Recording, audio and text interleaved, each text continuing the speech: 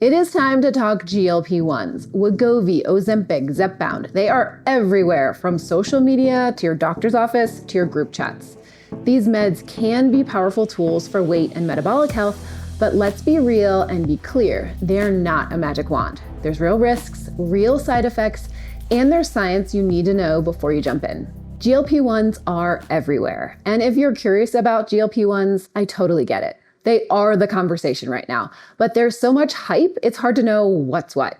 As a dietitian working with real people on these medications, there are certain things to know that are critical to your health and to your success. So today I'm sharing facts you need to know to feel informed about GLP-1s. If you're new here, hi, I'm Amy Lawson, registered dietitian and founder of Thrive Nutrition RDN.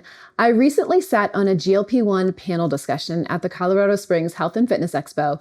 And then I had the opportunity to talk to the public and answer their questions on GLP-1. And what I learned is that people are curious, they're confused, and honestly, a little nervous. So today I am breaking down the facts, the science, and impactful and essential nutrition tips. And by the end of this video, you will absolutely feel more informed about GLP-1s. Let's start with the basics. GLP-1 stands for glucagon-like peptide 1, which is a hormone that your gut naturally releases when you eat. Think of GLP-1s as your body's natural I'm satisfied messenger. When you eat, your gut releases this hormone that tells your brain, we're good, we can stop eating now. GLP-1 medications are the synthetic version that stay in your system longer, so you get that satisfied feeling more consistently. GLP-1 and GIP, which is glucose-dependent insulinotropic polypeptide, are both types of incretins. These are the hormones that are released from our gut in response to food intake. They stimulate insulin secretion when blood glucose levels are elevated, which is why they're so effective for both diabetes management and for weight loss. Some newer medications are GLP-1 and GIP receptor agonists, which hit both of those hormones to give potentially better blood sugar control and weight effects. Now, here's the science behind what they do. They tell your pancreas to release insulin, lowering your blood sugar. They suppress glucagon, which normally raises our blood sugar. They slow stomach emptying to keep people fuller longer. And together, these mechanisms help to reduce appetite, which in turn helps with weight loss. These medications were originally developed for type 2 diabetes, and now some, that's right, just some, are also FDA approved for weight and metabolic health. But here's the big takeaway. These meds are tools. They can help with appetite, metabolism, and blood sugar, but they don't replace healthful eating, movement, or good habits. And everyone seems to respond differently. Some see rapid results, some barely notice a change, and side effects can vary widely. I'm going to share some real-life client stories on both sides of that equation in just a second. Now, while everyone is talking about weight loss, I also want to share some other ways that GLP-1s can be impactful, and that's our metabolic health. Studies show that GLP-1s can improve our blood sugar, help to lower blood pressure, support heart health, protect kidney function, improve cholesterol and lipid levels, and help with fatty liver disease. In my practice, I've seen clients' energy improve, sleep get better, and inflammation markers go down. Benefits that go way beyond the scale. Now that we know what they do and some potential health positives, let's talk about FDA approvals because the rules really matter. Okay, here's something you may or may not know. Not all of the GLP-1 medications are approved for weight loss by the FDA. And these rules and evidence really matter when we're talking about these powerful medications. So here's a breakdown of approvals. For type 2 diabetes, Ozempic, which is semaglutide, Mounjaro, tirzepatide, and oral semaglutide. For weight management, Wegovy, semaglutide, same drug as Ozempic, different dosage, Saxenda, which is liraglutide, and Zepbound, tirzepatide. For obstructive sleep apnea, Zepbound has been FDA approved. Okay, why does this matter? FDA approval shows that these medications have strong clinical evidence for safety and effectiveness in specific populations. And here's a few extra facts. Tirzepatide is a dual GLP-1 GIP agonist, which is why it often shows some stronger results related to weight. Saxenda is only for chronic weight management in those with specific BMI criteria. And just know this field is moving fast. New formulations, new combinations, and new approvals are continuing to happen. And that's why staying informed is key. As of September 2025, when this video was filmed, oral semaglutides are out there, but they are not yet approved for weight management. And keep in mind, these are powerful medications, but responses and effects, both positive and negative, can vary widely. Next up, we have to talk about the side effects. Here are the facts to keep you fully informed about these medications. I've organized the side effects into an ABC framework to help you sort of understand what to watch out for. A are the acute side effects, the immediate and common side effects: nausea, vomiting, diarrhea, constipation, fatigue, dizziness, and headache. And these typically happen when starting a medication or when increasing dosage. And then B, these are the background side effects, serious but less common. That could be pancreatitis, gastroparesis, gallbladder issues, small bowel obstruction. These are more rare, but require immediate medical attention. And then C are the consequences. These are the long-term and hidden effects, both positive and negative. These effects may develop gradually, and they aren't always immediately noticeable. First is the intended consequence, weight loss. From clinical trials, we know that the most dramatic weight loss happens in the first 6 months on these medications, and then weight tends to plateau. People can lose up to 15% of their original body weight. But here's another side effect that's concerning. Research shows that 20 to 40% of weight lost on GLP-1s may be lean mass, including muscle. And this risk is higher without adequate nutrition or exercise. What's really alarming about this is that regaining muscle mass takes years. And we know that lean muscle is key to healthy aging, staying active, and just staying strong for longevity. Another consequence is bone loss. With muscle loss comes bone loss, and rebuilding bone mass is also a years-long process. Now, on the positive side of these side effects, we can see improvements in blood pressure, better blood sugar and A1C, sleep apnea improvements, and benefits for fatty liver. But here's the catch. When people go off these medications and regain weight, these improvements often disappear too.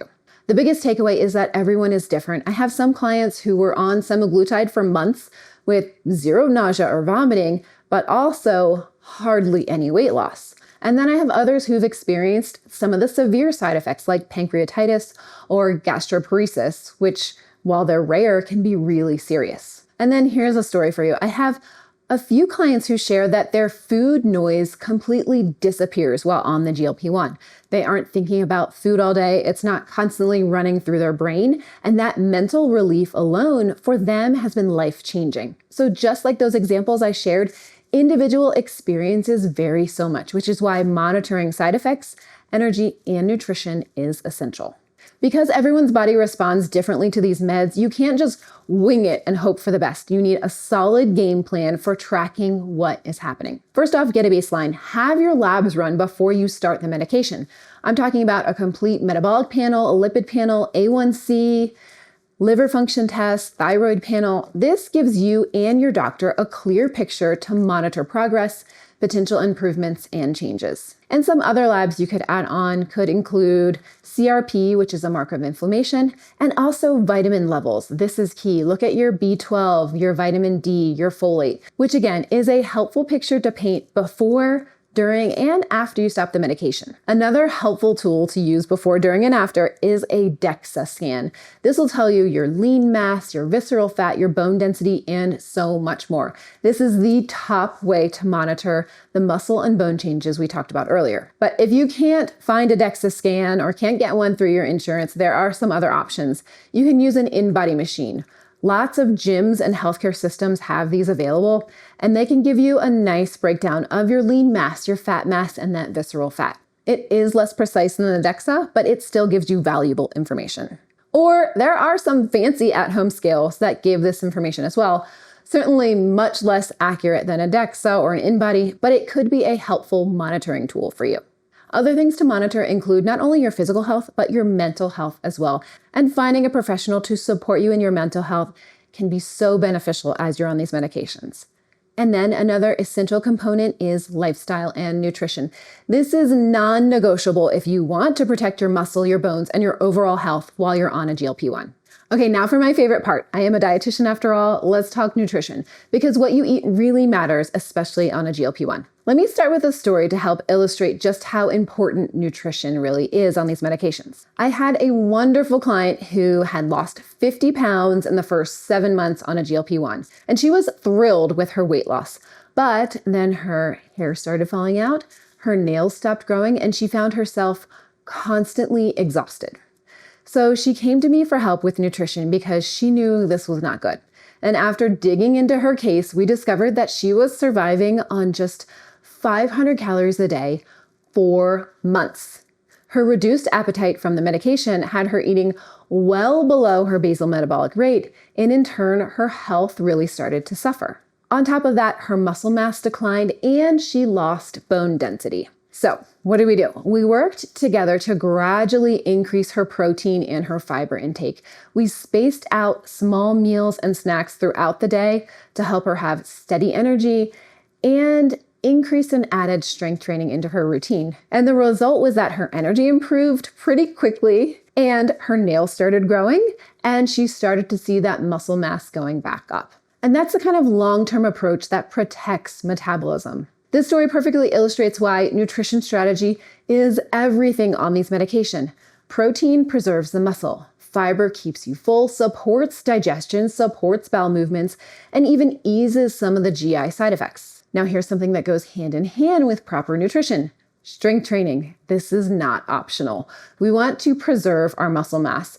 Just preserving it as we age is key, but on these medications, it's really important as well. It helps keep our metabolism up and protect our bones.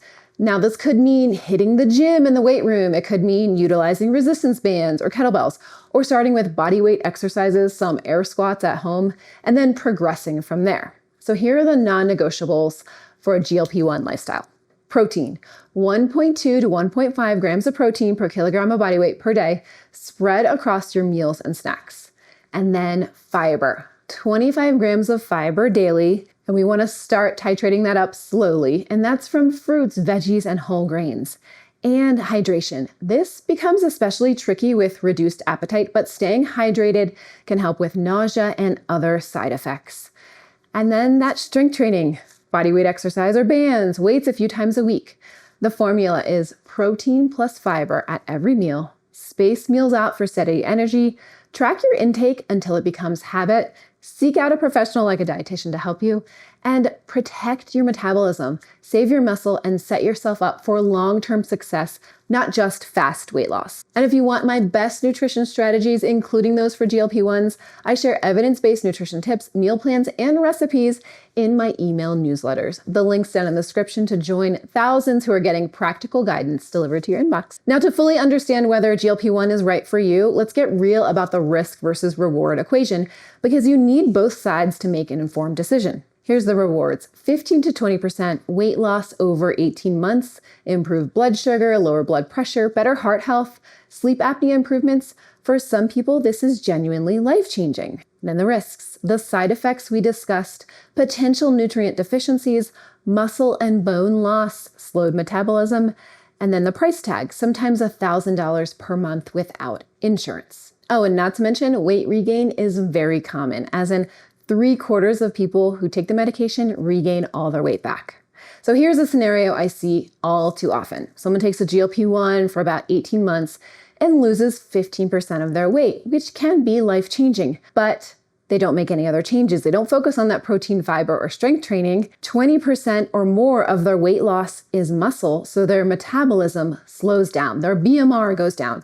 Then fast forward 18 months after stopping, and they regain all that weight. But now their body burns fewer calories than when they started because of that lower BMR. And they end up worse off metabolically than when they began, with the lower bone density and muscle mass. Now, this isn't scare tactics. It's just what the research shows. Studies indicate that people typically regain about 2/3 of their weight loss within a year of stopping, especially without that ongoing lifestyle change. Your appetite returns, and if you've lost muscle mass, your metabolism is even slower. So ask yourself, do the benefits outweigh the risks for your situation? And are you ready to make the lifestyle changes that actually protect your health while on a GLP-1? And finally, Talk about all these things, ask questions, ask your doctor, ask your mental health provider, ask your dietitian, get as much information as possible so that you can make the right decision for you. Just because your friend, your cousin, your coworker is on one of these medications, don't let that influence the decision for you.